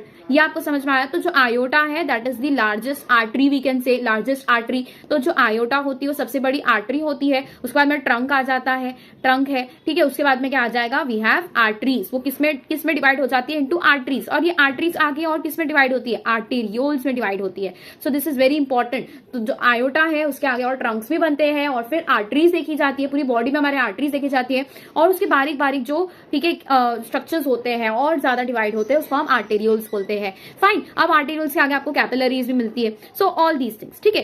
तो नाउ ईच लॉब्यूल कंटेन, तो ये लॉब्यूल क्यों बोला गया? Because very small lobes like structure होते हैं, इसलिए हम उसको लॉब्यूल बोलते हैं। ये किसके अंदर प्रेजेंट होते हैं? ये testicular lobules are present in these testis. And testicular lobules कितने नंबर होते हैं? 250 कंपार्टमेंट्स अराउंड देखे जाते हैं। अराउंड कितने देखे जाते हैं? 250। ये नंबर याद रखना है। नेक्स्ट बात की है, ठीक है। तो यहाँ पे समझ में आ गया टेस्टिकुलर लॉब्यूल्स किसको बोला है, ठीक है। सेमिनिफेरस ट्यूब्यूल्स के बारे में आगे आप लोग को स्ट्रक्चर दिया हुआ है, वो भी देखेंगे और एक और स्ट्रक्चर है वो भी देखेंगे। सो नेक्स्ट बात की है about each lobule. Each lobule contains 1, 2, 3 highly coiled seminiferous tubules. तो 1, 2, 3 highly coiled seminiferous tubules यहाँ पर देखे जाते हैं. तो ये मैंने बता दिया, हर एक लॉब्यूल के अंदर 1 से लेके 3 तक के seminiferous tubules अलग अलग, ठीक है. seminiferous tubules हाईली कॉइल्ड होते हैं. वो स्ट्रक्चर कैसा होता है? हाईली कॉइल्ड होता है, मतलब वो बहुत ही बड़ा, एक लेंथ वाइज अगर देखोगे तो बहुत ही लंबा और हाईली डिस्टेंस, उसका डिस्टेंस कैसा होता है? बहुत ज्यादा होता है, लेंथ उसकी बहुत ज्यादा होती है. बट वो कैसे फॉर्म में प्रेजेंट है? कॉम्पैक्ट फॉर्म में प्रेजेंट है. जैसे हमने डीएनए पैकेजिंग देखी थी, हमको पता है कि डीएनए इस तरीके का कुछ होता है, ठीक है, इस तरीके का डीएनए होता है. वो कैसे होता है? लेकिन पूरी तरीके से इतनी दफा वो ये पूरा स्ट्रैंड जो है ये खुद में भी, आपस में भी इतना राउंड हो चुका होता है, उसका इतना रोलिंग करते हैं, उसको इतना फोल्ड करते हैं कि वो एकदम कॉम्पैक्ट हो जाता है. तो उसी तरीके से लगभग सेमिनिफेरस ट्यूब्यूल जो है इस तरीके से पूरा एक पाथवे है, इसको उन्होंने कर दिया कैसा? रोल. अब ये रोल के स्ट्रक्चर को भी और रोल कर देते हैं. तो these all things are called as what? Compact. उसका बढ़ा देते हैं, उसको कॉम्पैक्ट ज्यादा कर देते हैं, ठीक है. तो ये क्या है? दे आर कॉइल्ड, ठीक है. इसकी क्या की गई है? कॉइलिंग की गई है. Each lobule contains 1 to 3 coiled, highly coiled seminiferous tubules in which sperms are produced. इसके अंदर स्पर्म्स जो है बनते हैं, आगे जाके ट्रैवल करते हैं, रेटिटेस्टिस से एपिडाइडमिस में पहुंचेंगे, एपिडाइडमिस से कहां जाएंगे? योर वास, ठीक है, vasa efferentia, then vasa deferens, then urethra and then external meatus, ठीक है. So each seminiferous tubule is lined on its inside by 2 types of cells. तो ये समझते हैं एक सेमिनिफेरस ट्यूब्यूल है, ठीक है. ये समझते हैं एक सेमिनिफेरस ट्यूब्यूल का स्ट्रक्चर है. Suppose this is one structure, ठीक है. तो यहां पर अगर आप ऊपर से देखोगे ना, क्रॉस सेक्शन, जैसे हमने यहां से काट लिया, तो आपको क्या दिखाई देगा? ऊपर से देखने पर इस तरीके का कुछ स्ट्रक्चर दिखाई देगा. फाइन, इस तरीके का कुछ स्ट्रक्चर दिखाई देगा. अब ये जो स्ट्रक्चर दिखाई दे रहा है, इसके अंदर अलग अलग टाइप के सेल्स मिलते हैं, आपको बोला गया है. तो बहुत सारे सेल्स इसके अंदर इंक्लूडेड होते हैं, ठीक है. बहुत सारे अलग अलग टाइप ऑफ सेल्स मिलते हैं. ये कौन से सेल्स है, क्या काम करते हैं, ये आपको समझना है, ठीक है. अलग अलग टाइप के सेल्स मिलते हैं. फाइन. तो ये हमने क्रॉस सेक्शन देखा. This is the cross section of what? Of one seminiferous tubule. तो यहां पर जो है it is line by 2 types of cells. कौन से 2 सेल्स मिलेंगे? Male germ cell. Germ cells मतलब के सीड लाइक जो है ना, जो बहुत ही ज्यादा अभी एकदम प्रिमिटिव स्टेज में है. कैसा है वो? एकदम प्रिमिटिव है, एकदम बच्चू है अभी वो, उसको डेवलप होना है, बच्चा है अभी वो, उसको डेवलप होना, उसको मेच्योर होना बाकी है, तब जाके वो एक स्पर्म, एक मेच्योर्ड स्ट्रॉन्ग स्पर्म बनेगा which can travel in the female genital tract and reach till the ovum and fertilize it. तो यहाँ पे जो स्पर्म है ना, ये बनने के लिए जो सबसे प्रिमिटिव स्टेज होता है उसको हम मेल जर्म सेल्स कहते हैं. बहुत सारे मेल जर्म सेल्स होते हैं, बहुत सारे मिलियंस ऑफ होते हैं ये, और ये मेल जर्म सेल्स होते हैं, ये आगे जाके मेच्योर होते हैं एट प्यूबर्टी, ठीक है. मेल जर्म सेल्स मेच्योर होना स्टार्ट होते हैं. तो इसको हम क्या कहते हैं? स्पर्मेटोगोनिया. स्पर्मेटोगोनिया क्या है? जो सबसे लोएस्ट प्रिमिटिव स्टेज होता है स्पर्म का, उसको हम स्पर्मेटोगोनिया कहते हैं. ऐसे मिलियंस ऑफ स्पर्मेटोगोनिया प्रेजेंट होते हैं. और दूसरा कौन सा क्या मिलता है हमें? सेमिनिफेरस ट्यूब्यूल में सर्टोली सेल्स मिलते हैं, सर्टोली सेल्स मिलते हैं. तो ये आप लोग को याद रखना है. जाके सेमिनिफेरस ट्यूब्यूल्स होंगे ना, जो सेमिनिफेरस ट्यूब्यूल्स होंगे वहां पे आपको ये 3 चीजें बहुत ज्यादा याद रखनी है. कंफ्यूज बिल्कुल नहीं होना है. एक तो आपको मिलते हैं मेल जर्म सेल्स, एक आपको मिलते हैं मेल जर्म सेल्स, जिसको हमने क्या नाम दिया? स्पर्मेटोगोनिया नाम दिया, स्पर्मेटोगोनिया. Fine, spermatogonia. दूसरा आ जाता है मेल जर्म सेल्स के बाद में दूसरा आ जाता है your Sertoli cells. Sertoli cells, जो सर्टोली सेल्स है उनका भी कुछ काम होता है. और एक आते हैं लेडिक सेल्स. लेडिक सेल्स क्या है और सर्टोली सेल्स क्या है और मेल जर्म सेल्स क्या है? Mail germ sales I hope आप लोगों को समझ में आया रहेगा. मेल जर्म सेल्स ही आगे जाके क्या बनेंगे? स्पर्म बनेंगे. ये सबसे ज्यादा इंपॉर्टेंट है फॉर फर्टिलाइजेशन. सर्टोली सेल्स क्या करते हैं? उनको नर्चर करते हैं, उनका नरिशमेंट करते हैं, उनको डेवलप करने के लिए जो भी उनको खाना पीना देना है, इंपॉर्टेंट हार्मोन्स रखने हैं, हार्मोनल बैलेंस करना है, न्यूट्रिशन प्रोवाइड करना है, वो सब सर्टोली सेल्स करते हैं. किसको प्रोवाइड कर रहे हैं? स्पर्म्स को प्रोवाइड कर रहे हैं, स्पर्मेटोगोनिया को कर रहे हैं. लेडिक सेल्स इंटरस्टिशियल सेल्स है. These are interstitial cells. What do you mean by interstitial cell? Interstitial मतलब जहां पर भी वर्ड आ जाना बायोलॉजी में, इंटरस्टिशियल मतलब कोई 2 चीजों के बीच में की बात की गई है. जैसे कि इंटरस्टिशियल सेल्स है मतलब यहां पर कोई चीज प्रेजेंट है, यहां पर कोई चीज प्रेजेंट है, इन दोनों के बीच में जो प्रेजेंट है ना ये मटेरियल, इसको हम कहेंगे इंटरस्टिशियल मटेरियल. इंटरस्टिशियल मटेरियल, ठीक है. और ये जो है ज्यादातर यूज किया जाता है for in between any kind of cells, ठीक है. कोई कॉमन टाइप ऑफ सेल्स यहाँ पे प्रेजेंट है, अलग अलग सेल्स थे यहाँ पर, ठीक है, यहाँ पर भी अलग अलग सेल्स थे। इस तरीके से जो बीच में स्ट्रक्चर दिखाई देंगे, ये जो स्ट्रक्चर दिखाई दे रहे हैं, these are all what, these are all interstitial materials. तो आई होप ये बिल्कुल क्लियर है आप लोग को व्हाट इज इंटरस्टिशियल सेल। तो ये इंटरस्टिशियल सेल्स क्या काम करते हैं, they release androgen, they release androgens, very important. Hormones कहां से रिलीज हो रहे हैं, इंटरस्टिशियल सेल्स से हो रहे हैं। उनका नाम क्या है, लेडिक सेल्स। ये लेडिक सेल्स एंड्रोजन रिलीज करते हैं। एंड्रोजन क्या है, हार्मोन है, हार्मोन है। ये एंड्रोजन ग्रुप ऑफ हार्मोन है, मतलब ये कैटेगरी है हार्मोन की, इसके अंदर बहुत सारे हार्मोन्स आते हैं, ठीक है। मेजरली जब भी मेल गैमीट्स की बात होती है या फिर मेल रिप्रोडक्टिव सिस्टम की बात होती है या फिर गैमेटोजेनेसिस स्पर्मेटोजेनेसिस की बात होती है, जो एंड्रोजन्स होते हैं उसके अंदर सबसे ज्यादा इंपॉर्टेंट है टेस्टोस्टेरोन। तो जो टेस्टोस्टेरोन है, this is that hormone which is majorly and dominantly responsible for what, spermatogenesis.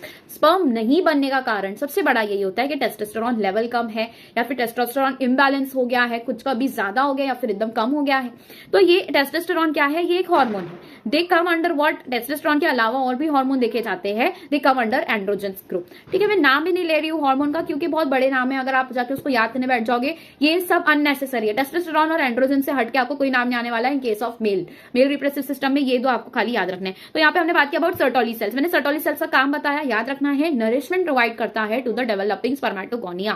Spermatogonia सबसे प्रिमिटिव जो स्पर्म्स होते हैं उनको स्पर्मेटोगोनिया कहते हैं। Next we have the male germ cells undergo meiotic division finally leading to sperm formation while the Sertoli cells provide nutrition to the germ cells, ठीक है। तो ये जो जर्म सेल्स है इन्हीं के ऊपर डेवलपमेंट होगा। डेवलपमेंट करने के लिए इनका डिविजन होना जरूरी है। तो ये मेल जर्म सेल्स डिवाइड होते हैं और इनके अंदर मियोटिक डिविजन देखा जाता है। कैसा डिविजन देखा जाता है, मियोटिक डिविजन देखा जाता है। मियोटिक डिविजन क्यों जरूरी है, ताकि ये 2n से किस में डिवाइड हो जाए, n में डिवाइड हो जाए। तो क्या जो स्पर्मेटोगोनिया होते हैं क्या वो 2n नेचर के होते हैं या हैप्लॉइड होते हैं, मतलब n नेचर के होते हैं। जो स्पर्मेटोगोनिया होता है, वेरी इंपॉर्टेंट, जो स्पर्मेटोगोनिया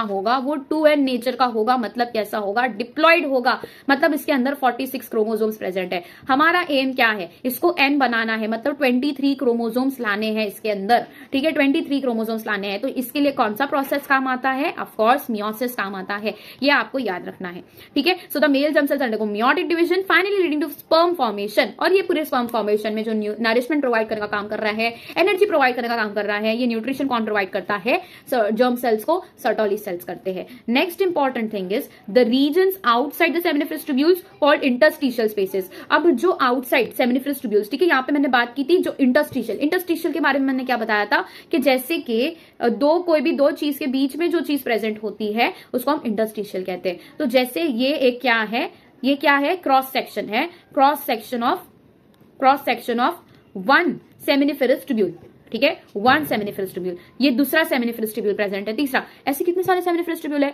एक कंपार्टमेंट, ठीक है, एक कंपार्टमेंट के अंदर लिखा है कि 2 से 3 सेमिनिफरस ट्यूब्यूल्स होते हैं और ऐसे 250 कंपार्टमेंट्स देखे जाते हैं, ठीक है। ऐसे कितने देखे जाते हैं, 250 कंपार्टमेंट्स देखे जाते हैं। तो यहां से अगर आप लगाओ 250 मल्टीप्लाई बाय 2 और 250 मल्टीप्लाई बाय 3, या तो हो सकता है 500 सेमिनिफरस ट्यूब्यूल्स हो या तो फिर हो सकता है 750 हो। तो 500 से 750 सेमिनिफरस ट्यूब्यूल्स एक किसमें, टेस्टिस में प्रेजेंट होते हैं। और वो कैसे होते हैं, काफी लेंथी होते हैं, वो काफी कॉइल्ड होते हैं और काफी लेंथी होते हैं। दे प्रोवाइड न्यूट्रिशन, उसके अंदर स्पर्म्स का क्या होता है, डेवलपमेंट होता है। तो we were on interstitial cells. ये तो बात हो गई अबाउट, ये सब क्या है, these are all our seminiferous tubules. ये तीनों ही क्या है, ये तीनों ही जो है, these all 3 are what, seminiferous tubules, seminiferous tubules. अब इनके बीच में जो सेल्स दिखाई दे रहे हैं ना यहाँ पर, ये जो सेल्स है, ठीक है, ये जो सेल्स है इसको हम कह देंगे what, these are what, interstitial cells. Interstitial मैंने आपको मीनिंग बताया था, इंटरस्टिशियल मतलब related to anything placed in between common thing. बहुत सारी कॉमन चीजें प्रेजेंट है, क्या है ये सारे सेमिनिफरस ट्यूब्यूल्स। इनके बीच में कोई मटेरियल प्रेजेंट है, ये मटेरियल क्या है, लेडिक सेल्स है, ये बीच में प्रेजेंट है, इसलिए इसका हमने नाम क्या रख दिया है, इंटरस्टिशियल सेल्स। तो this is very important from NEET point of view, कि आपको याद होना चाहिए they contain small blood vessels. Interstitial spaces के अंदर स्मॉल ब्लड वेसल्स होती है और इंटरस्टिशियल सेल्स होते हैं। तो सेकंड इंपॉर्टेंट थिंग क्या आ जाती है, यहाँ पे ब्लड वेसल्स आ जाते हैं। ऑफकोर्स ब्लड वेसल्स का क्या काम है, ऑक्सीजनेटेड ब्लड प्रोवाइड करना और डीऑक्सीडेटेड ब्लड लेके चले जाना। तो यहाँ पर भी जो है ब्लड ब्लड का सर्कुलेशन, ब्लड का सप्लाई इंपॉर्टेंट होता है ताकि वो ऑक्सीजन कंटिन्यू प्रोवाइड कर सके टू द डेवलपिंग स्पर्म्स। ठीक है, फिगर 3.2 के अंदर क्या बताया है, लेट्स सी। यहां पर बताया गया अबाउट सेमिनिफेरस ट्यूब्यूल्स। देखो सेमिनिफेरस ट्यूब्यूल्स का एक और एक स्ट्रक्चर मेरे पास में है, I show you just a second. यहां पे देखो ये these structures, what are all these, ये सब क्या दिखाई दे रहे हैं, these are all the growing, ठीक है, द सर्टोली सेल्स। ये सब क्या है, सर्टोली सेल्स है। ठीक है, यहाँ पर क्या प्रेजेंट है, सारे सर्टोली सेल्स प्रेजेंट है, और बीच में जो ग्रो होके निकल रहा है ये क्या है, स्पर्मेटोजोआ है। व्हाट इज स्पर्मेटोजोआ, जब आप स्पर्मेटोजेनेसिस पढ़ोगे तो जो सबसे प्रिमिटिव होता है उसको हमने कह दिया स्पर्मेटोगोनिया। इसके आगे प्राइमरी स्पर्मेटोसाइट बनेगा, सेकेंडरी स्पर्मेटोसाइट बनेगा, आगे जाके स्पर्मेटेड बनेगा, स्पर्मेटोजोआ बनेगा। तो जो स्पर्मेटोजोआ होता है ना, दैट इज लेटर स्टेजेस में देखा जाता है, या फिर ऑलमोस्ट, ये कैसे होते हैं, ऑलमोस्ट मेच्योर हो चुके होते हैं, इनको हम कहते हैं स्पर्मेटोजोआ। तो ये स्पर्मेटोजोआ जैसे जैसे मेच्योर होते रहते हैं, यहाँ के पड़े हुए जर्म सेल्स जैसे जैसे मेच्योर होते हैं वो कहां पर पहुंचने लगते हैं, इन दिस हॉलो स्ट्रक्चर। ये जो स्पेस यहाँ पे बताई गई है, ये स्पेस में जो ग्रोइंग, यहाँ पर भी देखो, यहाँ पर भी जो ग्रोइंग स्पर्म्स है, स्पर्म का स्ट्रक्चर आपको पता है ना, हर किसी को इस तरीके का कुछ स्ट्रक्चर होता है, मतलब इस तरीके से एक स्ट्रक्चर उसका देखा जाता है, एरो लाइक स्ट्रक्चर जिसको हम कहते हैं। आगे की तरफ उसके क्या मिलता है, ये एक स्पर्म है, और यहाँ पे इसकी टेल भी मिलती है। So this is a sperm, ठीक है, और यहाँ पर जो है इसकी टेल मिलती है। ठीक है, तो यहाँ ये जो स्पर्म होते हैं कुछ इस तरीके से डेवलप होकर, ठीक है, ये सर्टोली सेल्स है जो न्यूट्रिशन प्रोवाइड करता है, और बीच में इसके क्या मिल जाएंगे, इंटरस्टिशियल सेल्स मिल जाएंगे। ये जो सेल्स है, ऑल दीज सेल्स, अलावा इसके इंटरस्टिशियल सेल्स के अंदर और क्या क्या आ जाते हैं, इंटरस्टिशियल सेल्स के अंदर एक तो अपना, ठीक है, लेडिक सेल्स आ जाएगा। लेडिक सेल्स को हम इंटरस्टिशियल सेल्स कहते हैं, लेकिन इंटरस्टिशियल स्पेसेस में और क्या आता है, तो मैक्रोफेजेस भी आते हैं, मतलब इम्यून सिस्टम भी वहां का मेंटेन होना चाहिए। ऑफ कोर्स वहां पे कोई इन्फेक्शन नहीं पहुंचे करके मैक्रोफेजेस हो सकते हैं। नेचुरल किलर सेल्स, मतलब कि अपने जो एनके सेल्स होते हैं, एनके सेल्स भी वहां पर मिलते हैं। इसके अलावा और भी अपने जो है इम्यूनोग्लोबिन्स मिलते हैं, मतलब लिम्फोसाइट्स मिलते हैं यहाँ पर। ये सारी चीजें इंटरस्टिशियल एरिया में प्रेजेंट होती है। इंटरस्टिशियल एरिया में रहने का रीजन क्या है कि वहां से जो भी, ठीक है, इन्फेक्शन हो, इन्फेक्शियस मटेरियल अगर कोई प्रेजेंट हो तो उसको वो क्या कर सके, उसको डिस्ट्रॉय कर सके बेसिकली। ठीक है, फैगोसाइटोसिस कर सके उसका। Now Leydig cell synthesize, what does Leydig cells do. अब यहाँ पे इंटरस्टिशियल स्पेसेस में क्या होते हैं, लेडिक सेल्स होते हैं और ब्लड वेसल्स होते हैं। यहाँ तक समझ में आ गया, फिगर 3.2 देख लिया है। Leydig cells synthesize and secrete testicular hormones called androgens. तो इसको सिंथेसाइज मतलब क्या करना, उसको बनाना, उसको बनाना बेसिकली, उसको प्रोड्यूस करना, और सिक्रीट करना भी काम किसका है, लेडिक सेल्स का। तो लेडिक सेल्स की वजह से एक तो पहले तो अपने एंड्रोजन्स बनते हैं, एंड्रोजन्स के अंदर क्या आ जाता है, टेस्टोस्टेरोन आ जाता है, और भी हार्मोन्स आ जाते हैं। तो testosterone, androgen is a group of hormones, वो बनाने का काम किसका है, अपने इंटरस्टिशियल सेल्स का है, लेडिक सेल्स का। उसको सिक्रीट भी कौन कर रहा है, एंड्रोजन्स को, that is your this Leydig cells. ठीक है, testicular hormones called androgens. Other immunologically competent cells are also present. तो यहाँ पर इम्यूनोलॉजिकली कॉम्पिटेंट सेल्स से मतलब क्या हो जाता है, जो अपने इम्यून सिस्टम प्रोवाइड करता है, वैसे टाइप के सेल्स जो मैंने बताया अभी आपको। ये 2-3 नाम आप लोग याद रख लो। Next we move on to the ducts included. तो मैंने डक्ट्स क्या बताया था, ऐसे लॉन्ग पैसेज लाइक स्ट्रक्चर होता है, ट्यूब्यूल लाइक स्ट्रक्चर होता है, उसको हम डक्ट्स कहते हैं। तो मेल एक्सेसरी डक्ट्स के अंदर क्या क्या आ जाएगा, ठीक है, मेल एक्सेसरी डक्ट्स क्या आएगा इसके अंदर, mail accessory ducts include rete testis, वासा, एफेरेंशिया। इसके अंदर रेटेटेस्टिस आएगा, मतलब कि जो आपके सेमिनिफेरस ट्यूब्यूल्स है ना, सेमिनिफेरस ट्यूब्यूल्स पहले निकल के किस में जाएंगे, रेटेटेस्टिस में जाएंगे, उसके बाद में ये जाएंगे वासा एफेरेंशिया में, उसके बाद में जाएंगे एपिडेडमस में, और लास्ट में जाएंगे ये वासा डेफरेंस। वासा डेफरेंस काफी लॉन्ग होता है, ये अपने एब्डोमेन के पीछे तक ट्रैवल करता है। मतलब मैंने जो आपको यहाँ पे स्ट्रक्चर बताया था, दिस ऑल स्ट्रक्चर, ठीक है, ये बंदा खड़ा है इस तरीके से, ठीक है,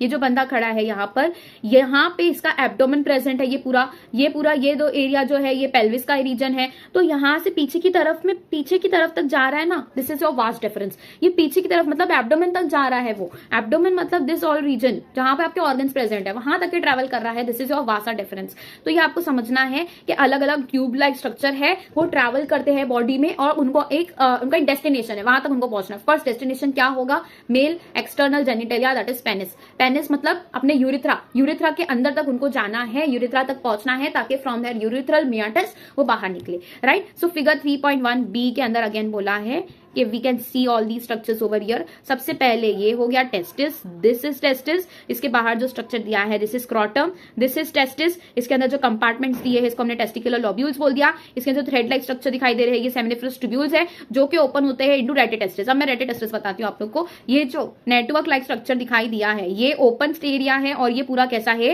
इट इज कॉम्पैक्ट एरिया। तो ये जो नेटवर्क लाइक स्ट्रक्चर दिखाई दे रहा है इसको हमने कह दिया रेटिटेस्टिस। ये ऊपर की तरफ जाता है, this is called as vasa efferentia. Vasa efferentia से ये पूरा ट्रैवल करता है, this is your एपिडेडमस।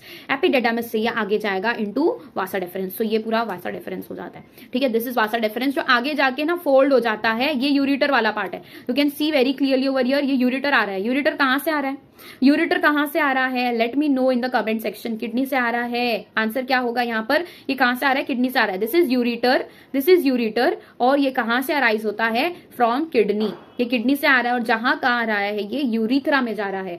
So 1 second, urethra में हमने अभी देखा जो एपिडेडमस होगा, वासा डिफरेंस होगा, वो पूरा बनाएगा अपना इजैकुलेटरी डक्ट बनाकर यूरिथ्रा में जाएगा। यही हमने पढ़ा अभी, यूरिथ्रा के अंदर जाएगा। क्या यूरिटर भी यूरिथ्रा के अंदर जाता है, यस। तो ये चीज आपको याद रखनी है। इन case of males the pathway for maturation, or we can say the excretory system, okay, or the we can say the urine passage and the genital passage is same, ठीक है। यूरोजेनाइटल ट्रैक्ट, इसलिए हम इसको क्या कहते हैं, this tract in male is called as, this tract is called as urogenital tract. मतलब also related to urine, urine का आउटफ्लो करा रहा है। जेनाइटल मतलब also related to sperm, sperm का आउटफ्लो भी करा रहा है। तो ये आप लोग को याद रखना है। रेटिटेस्टिस सबसे पहले आएगा, वासा एफरेंशिया, फिर एपिडेडमस, फिर वासा डिफरेंस। वासा डिफरेंस आगे जाके पूरा यूरिटर के आसपास फोल्ड होता है, वहां से क्रॉस लेता है और फिर वो कहां पे जाता है, it merges into urethra.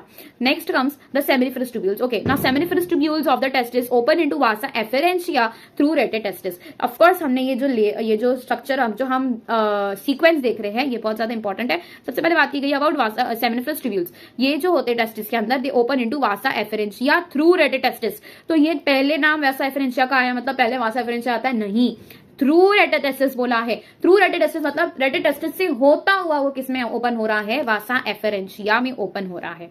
Fine, तो वासा एफरेंशिया में ओपन हो रहा है, ये आप लोग को याद रखना है। Vasa efferentia leave the testis, मतलब वासा एफरेंशिया तक के अपना टेस्टिस महदूद होता है। मतलब वासा एफरेंशिया टेस्टिस के बाहर नहीं प्रेजेंट है, जो टेस्टिस का स्ट्रक्चर है वहां पर ही आपको वासा एफरेंशिया भी मिलेगा। ये जब यहां से बाहर निकलेगा इस टेस्टिस में से तो एपिडेडमस शुरू होगा, ठीक है। Vasa efferentia leave the testis and open into epididymis located along the posterior surface of each testis. तो मतलब कि ये है तुम्हारा टेस्टिस, यहां से पोस्टीरियरली जो लोकेटेड होता है, this particular structure is called as what, this is your epididymis. ये पूरा स्ट्रक्चर क्या कहलाता है, एपिडेडमस कहलाता है, जो कि पोस्टीरियरली प्रेजेंट होता है। कहां पे दिखाई देता है, जो ये है दैट इज योर टेस्टिस, इसके पोस्टीरियर सरफेस पे दिखाई देता है, पीछे से दिखाई देता है। फाइन, समझ में आ गया, पोस्टीरियर मतलब पीछे साइड।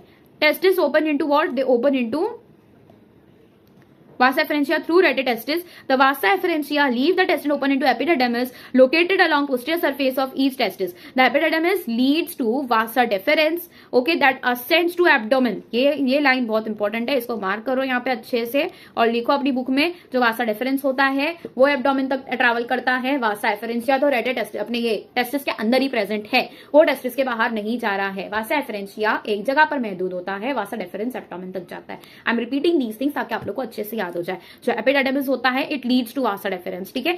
तो जो एपिडेडमस है वो किससे रिसीव कर रहा है, वासा एफरेंशिया से कर रहा है। वासा एफरेंशिया से रिसीव कर रहा है स्पर्म्स को, आगे किधर भेज रहा है, वासा डिफरेंस में भेज रहा है।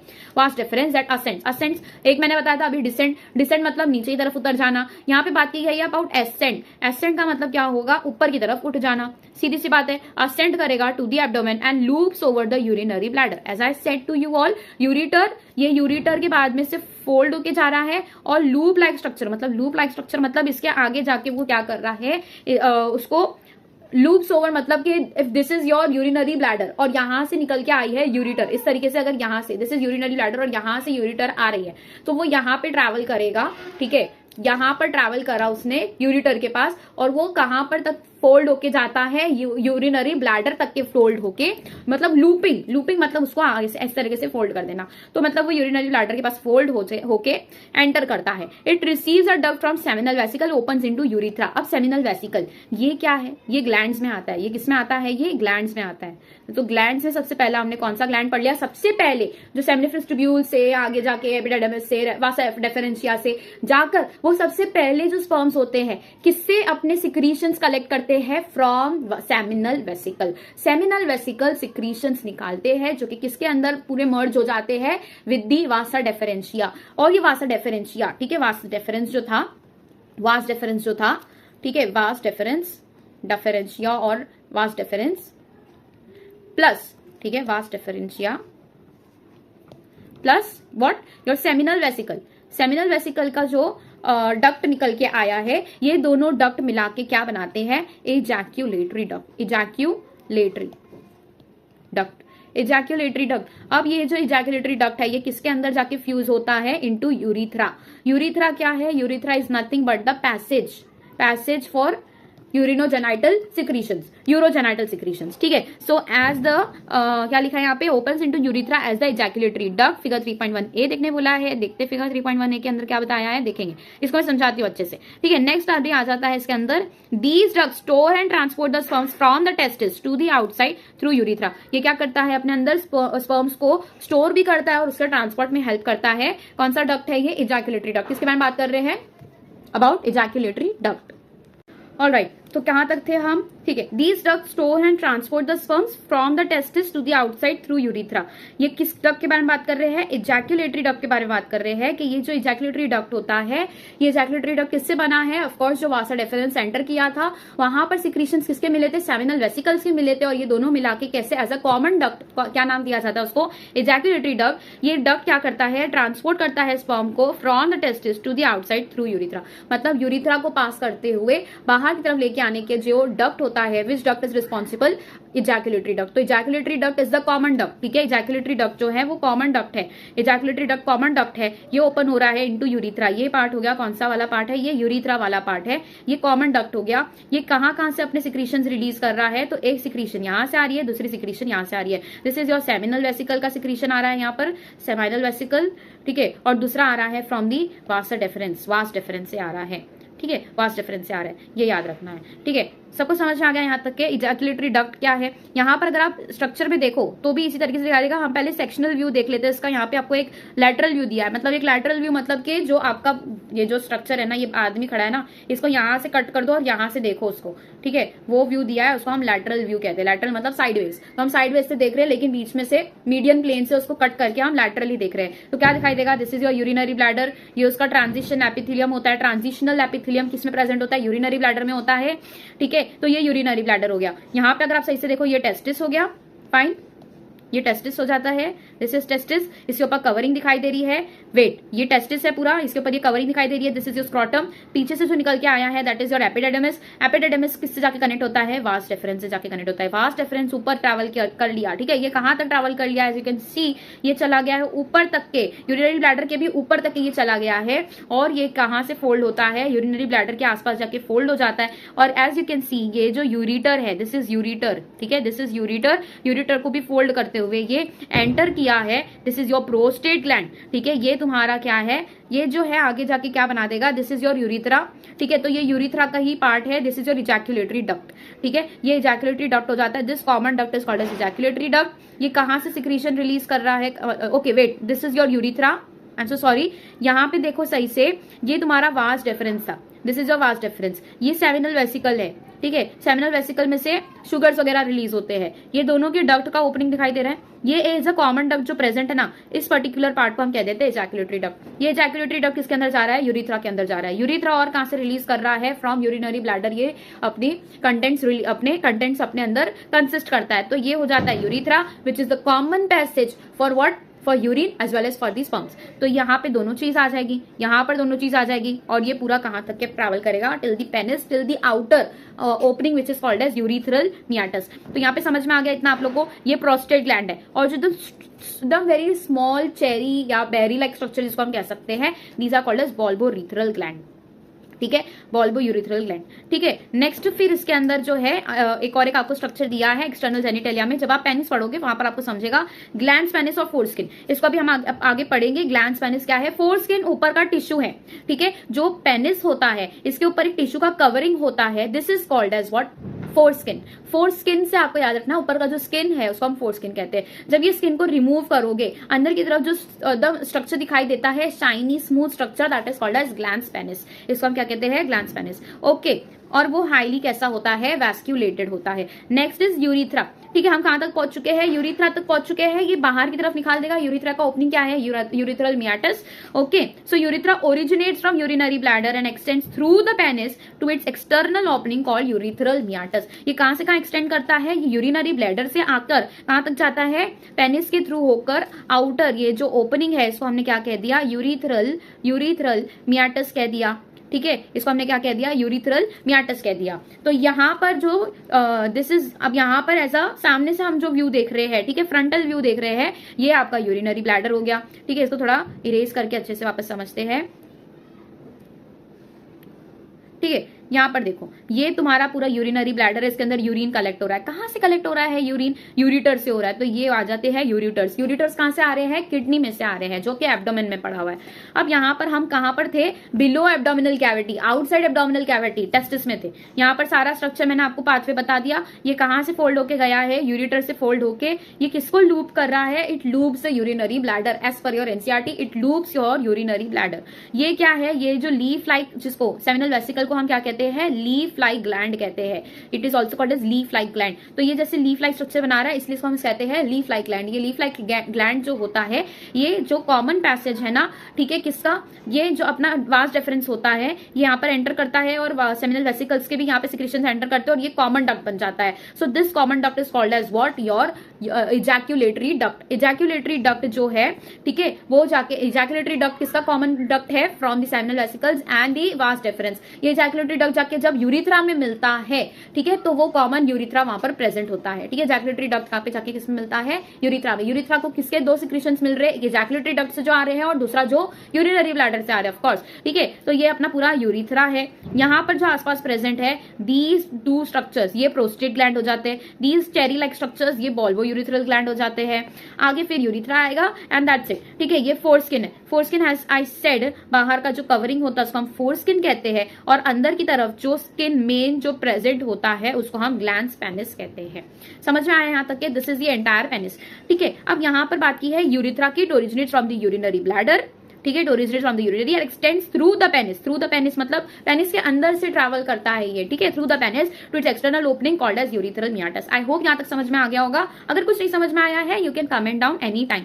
The penis is the male external genitalia. Male external genitalia में क्या आ जाता है? Male external genitalia is penis. मतलब that is the main organ which is involved in fertilization, मतलब इन्वॉल्व्ड इन इंसेमिनेशन और ड्यूरिंग इंटरकोर्स। ठीक है, during intercourse which particular organ is involve? तो वहां पर पेनिस होता है, इसलिए पेनिस को हमने क्या कह दिया? That is the male external genitalia. यहाँ पे 3.1 और बी दोनों देख के आ रहे हैं हम। It is made up of special tissue that helps in erection of the penis to facilitate insemination. तो यहाँ पे एक स्पेशल टिश्यू प्रेजेंट होता है और इरेक्टाइल नर्व्स प्रेजेंट होती है, जिसकी वजह से क्या होता है? पेनिस का इरेक्शन होता है। What is erection? It is we can say hardening of the penis. Alright, तो हार्डनिंग हो जाता है penis, that is called as erection. तो इरेक्ट होने के लिए what is required? That tissue जो समटाइम्स डिसफंक्शनल हो जाता है and that leads to a condition, ठीक है, जिसको हम कहते हैं इरेक्टाइल डिसफंक्शन। उसको हम क्या कहते हैं? इरेक्शन अगर नहीं होता है तो we called it as erectile dysfunction. Alright, तो erectile dysfunction to facilitate insemination. Facilitate मतलब यहाँ पे क्या लिखा है? How do we know facilitate? Okay, facilitate लिखा है। Facilitate that means, okay, it leads to hardening of the penis, which facilitate का मतलब उसको ज्यादा और ज्यादा हेल्प करता है, इंसेमिनेशन को और ज्यादा हेल्प करता है। Next is enlarged end of penis called the glans penis is covered by loose fold. Loose fold of covering है, ये एक नॉर्मल सी कवरिंग है, लूज फोल्ड होता है, दिस कॉल्ड एज फोरस्किन। ठीक है, स्किन का एक loose fold like structure present होता है इसके आसपास, जो मेन दैट इज योर, ठीक है, that is your main gland penis है, ठीक है, इसके आसपास पूरी तरीके से कवरिंग होती है और ये जो लूज कवरिंग होती है इसी को हम क्या कह देते हैं, फोर स्किन कह देते हैं। ये क्या होता है, this is nothing but loose fold of skin, this is nothing but loose fold of skin. Okay, so what is written over here, will read once again. The penis is the male external genitalia के अंदर आता है, made up of special tissue that helps in erection. और ये erection का क्या काम है, तो यहाँ पे बताया है facilitate insemination. Alright, enlarged end of penis is called gland penis, जो इसका एनलार्ज्ड एंड है, मतलब कि इस तरीके से पेनिस था, यहाँ से जो इनलार्ज एंड होता है, ये इनलार्ज एंड को हम पूरा क्या कह देते हैं, this is your gland penis. Next आ जाता है, it is covered by loose fold of skin called as foreskin. यहाँ तक क्लियर है। मेल एक्सेसरी ग्लैंड्स के अंदर कौन से सबसे पहले मैंने बताया, सेमिनल वेसिकल्स, जो लीफ लाइक ग्लैंड्स होते हैं, इसको हमने क्या कह दिया, सेमिनल वेसिकल्स। प्रोस्टेट आ जाता है और पेयर्ड बॉल्बोयूरिथ्रल ग्लैंड आ जाते हैं। तो पेयर्ड कौन से है इसके अंदर, सेमिनल वेसिकल्स पेयर्ड होते हैं, बॉल्बोयूरिथ्रल ग्लैंड पेयर्ड होते हैं, प्रोस्टेट ग्लैंड एक ही होता है, याद रखना है, प्रोस्टेट ग्लैंड पेयर्ड नहीं होता है। So secretions of these glands constitute the seminal plasma which is rich in fructose, calcium and certain enzymes. This is very important, आपको अभी के अभी मार्क करना है और अभी के अभी याद करना है और नोट डाउन करना है, अपनी बुक के अंदर नोट्स बनाने हैं। क्या लिखा है यहाँ पर कि ये जो ग्लैंड्स इनका काम क्या था, ग्लैंड्स मतलब कुछ ना कुछ सिक्रीशन होंगे, तो यहाँ पे इसकी सिक्रीशन के बारे में बात की गई है कि ये जो ग्लैंड्स होते हैं they constitute the seminal plasma, मतलब हमें जो है स्पर्म्स तो मिल गए, ठीक है, बहुत सारे हमारे पास मिलियंस ऑफ स्पर्म्स आ गए हैं, लेकिन इनको कोई मीडियम चाहिए, किस काम के लिए मीडियम चाहिए, इन्हें ट्रैवल करने के लिए, लिक्विडिफाई रहने के लिए इनको मीडियम चाहिए, जिसको हम कह सकते हैं प्लाज्मा। क्योंकि ये this is all related to sperms, इसलिए हम इसको क्या कह देंगे, सेमिनल प्लाज्मा। हमारे ब्लड में भी प्लाज्मा होता है, plasma is nothing but the watery substance, उसके अंदर कुछ फ्यू प्रोटीन्स देखे जाते हैं, अमाइनो एसिड्स देखे जाते हैं, दैट्स इट, कुछ एल्ब्यूमिन देखे जाते हैं, कुछ इम्यूनोग्लोबिन्स देखे जाते हैं, दैट्स इट, कुछ सॉल्ट्स वगैरह मिल जाएंगे। तो ये जो प्लाज्मा है ना, ये एक तरीके का क्या प्रोवाइड करता है, it provides what, it provides medium. Okay, ये मीडियम प्रोवाइड कर रहा है। और भी इसके अंदर इंपॉर्टेंट चीजें होती है। क्या काम है ये सेमिनल प्लाज्मा का, it is rich in fructose, किसमें रिच होता है ये, fructose which is the sugary substance है फ्रक्टोज, कैल्शियम होता है इनके अंदर, सर्टेन एंजाइम्स होते हैं, याद रखना है। कैल्शियम आपको आगे फॉर प्रोवाइडिंग, ठीक है, sperms the energy it requires, जो एनर्जी होती है वो किससे मिलती है, कैल्शियम से मिलती है। एंड सर्टेन एंजाइम्स भी इसके अंदर होते हैं जो एट द सर्टेन टेम्परेचर काम करते हैं। तो ये सारे जो एंजाइम्स है ये कहाँ से निकल के आ रहे हैं, फ्रॉम दीज 3 ग्लैंड्स, जिसके अंदर से 2 पेयर्ड है, that is your bulbourethral gland and seminal vesicle, और प्रोस्टेट ग्लैंड कैसा होता है, अनपेड ग्लैंड होता है। Next is the secretions of bulbourethral, ठीक है, gland also helps in lubrication of the penis. तो मतलब लुब्रिकेशन, एज आई सेड, ये प्लाज्मा क्या करता है, मीडियम प्रोवाइड करता है, पेनिस का लुब्रिकेशन करवाता है, दैट कम्स फ्रॉम बॉल्बोयूरिथ्रल ग्लैंड, ठीक है, लुब्रिकेशन करवाने का। लुब्रिकेशन मतलब किसी भी चीज को इजीली पास कराने के लिए जो ग्रीसी सब्सटेंस, जो लुब्रिकेंट होता है, वो कौन रिलीज कर रहा है, बॉल्बोयूरिथ्रल ग्लैंड रिलीज कर रहे हैं। तो यहाँ पे मैंने आपको सर्टोली सेल्स बता दिए, दीज आर ऑल क्लियर, ये सर्टोली सेल्स हो जाते हैं, fine. Alright, these are Sertoli cells. Spermatozoa, the developed part of the spermatogonia is called as spermatozoa. ये spermatogonia the primitive part of the sperms. फिर interstitial cells आ जाते हैं। interstitial cells एक ही आपको याद रखना है, Leydig cells। उसके अलावा apart from there और क्या interstitial cells होते हैं, तो तभी आप लोग को याद रखना है, macrophages होते हैं, natural killer cells होते हैं और lymphocytes होते हैं। So with this, यहाँ पर अभी हमारा male reproductive system हो गया है। नेक्स्ट सेक्शन में will be talking about female reproductive system, जो कि और ज्यादा इंटरेस्टिंग है। बिल्कुल आपको इस चैप्टर से डरना नहीं है, यहाँ से 2 से 3 क्वेश्चन आपके बनते हैं जो आपके हाथ में है, because all these are related to humans only, ठीक है, आप ह्यूमन की स्टडी करने वाले आगे जाके, राइट, तो ये सब में आपको इंटरेस्ट होना ही चाहिए, ठीक है। तो यहाँ पर ये लेक्चर को एंड करते हैं। Keep studying, take care, goodbye. इसके आगे जो पीवाईक्यूज होंगे ये पूरे चैप्टर एंड होने के बाद में लास्ट 15 इयर्स के, मतलब के 2000, I have prepared those PYQs, पूरे मैंने टाइप करके रख दिए हैं। फ्रॉम 2024 से लेके 2010 तक के जो पेपर आपका रहा है, पीवाईक्यूज हम सारे क्वेश्चंस देखेंगे ऑफ दिस पर्टिकुलर चैप्टर, ठीक है। बिल्कुल टेंशन नहीं लेना, सारे क्वेश्चन सॉल्व करेंगे, सबका वीडियो सोल्यूशन मिलेगा, यूट्यूब पर ही मिलेगा, मेरे चैनल पर मिलेगा। Go and subscribe and hit the bell icon for updates. Okay, thank you so much.